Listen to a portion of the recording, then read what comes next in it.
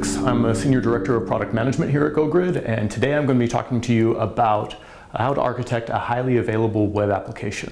So here are kind of the basic components of architecting a web application. You have a DNS tier, a load balancing tier, an app tier, a caching tier, a database tier, and a storage tier. So to start, when you're architecting your application, you typically start with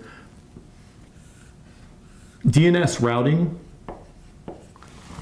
and global load balancing. The reason that this is important is as you're creating a global application, what you want to be able to do is distribute load across your application depending on where the greatest demand is happening. So if you have part of your application in, say, the West Coast and part of it in the East Coast, as demand peaks, you want to reduce latency for the customers and direct them to the most appropriate place. The next part of your tier is actually the load balancing tier within a data center. So once you get into the load balancing tier within a data center, what you have is the ability to load balance your application as demand increases within that data center. So typically what you're doing is load balancing to a set of servers that are housing your application. So what that looks like is more like this.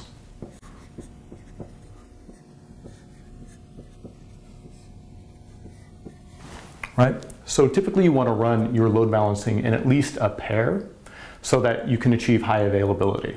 As demand increases, say you start running over 1,000, 2,000, 3,000 concurrent connections, what you'll be able to do is expand the number of load balancers and assign based on your traffic load through your DNS management tool.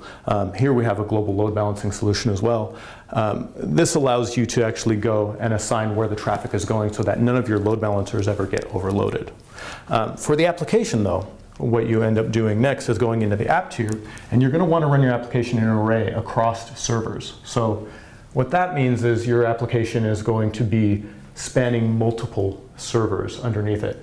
If you have to do something like assign multi-tenancy to your application, have multiple users using your application, you want to make sure that you keep that multi-tenancy up in the application layer so that your servers underneath can expand and contract as needed.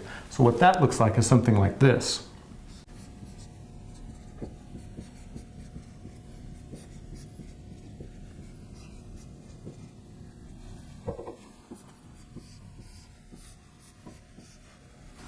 Right? So what this allows you to do then, you can see as load increases, you can increase the number of resources that are assigned to your application.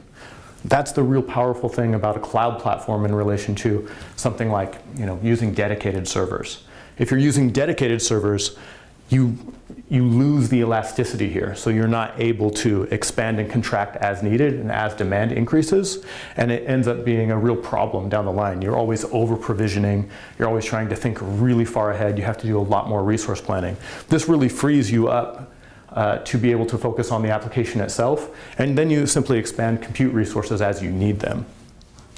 So that's the application tier. Next, we'll get into what the caching tier looks like. So typically,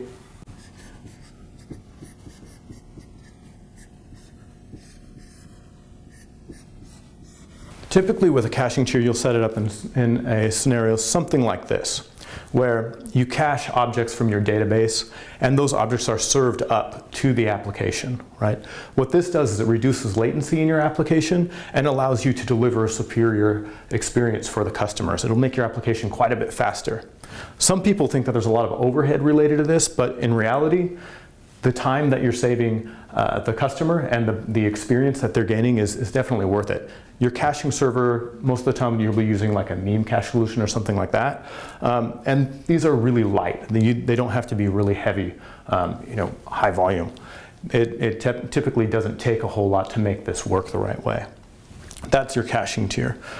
From there, what you're going to do, you want to understand your database tier. Now, in Devin test, there we go, now we have a DB. For Devin test, you can get away with a single database, and you can architect your application and have it interact with one database that you've loaded up some information on. That's fine at that case, but or for development and test, but that doesn't really scale. And what you want is to ensure that your database has the ability to scale and that it's always highly available. So to do that, what you're going to want to do is architect more of a master-slave situation where you're running at least 3 servers here.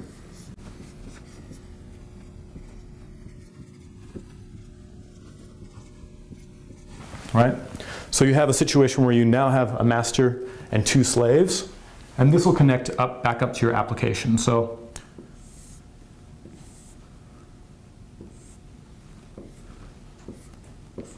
ends up looking something like this, right?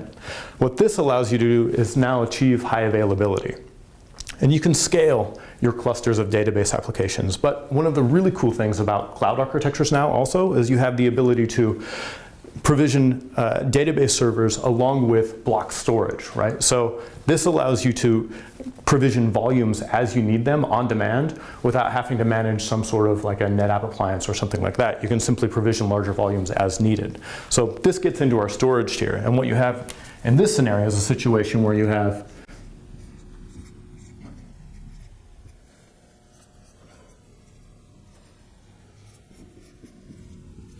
you basically provision a block volume for each one of your databases, right? What that does is it allows you to architect your database in a cluster using a master-slave configuration and have a separate volume that's attached to each one of those databases, and that allows you to scale as needed. So what happens, you can take one of these out, provision a larger volume, and scale the application, scale the needs of your database as demand increases for your application. This is pretty much the best practice architecture that we have on GoGrid and that you have in the cloud. It's very different than what you would normally try to architect with dedicated equipment, but the flexibility that you gain and the cost savings from not having to over-provision infrastructure is pretty tremendous. So when you get a chance, I suggest play around with GoGrid and see if you can duplicate this yourself.